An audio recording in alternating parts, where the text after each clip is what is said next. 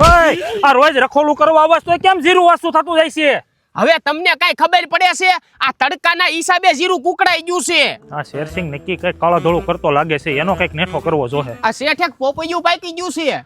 હાતે કાંઈ વાંધો નહીં, હાંજે જાય ત્યારે લેતો જાય. આવ દીનુ દલાલ. આલ્યો માતા હતા સૈનાની ચીઠી દેવા આવ્યો છું અને તમારે જીરું બહુ સારું થયું છે, દેવાનું છે? હા દેવાનું છે. હું ભાવ આલે છે? 43 થી લઈને 45 લગીને ભાવ આલે છે. ના શેઠ અત્યારે કાઈ નથી દેવું, હજી ભાવ વધશે.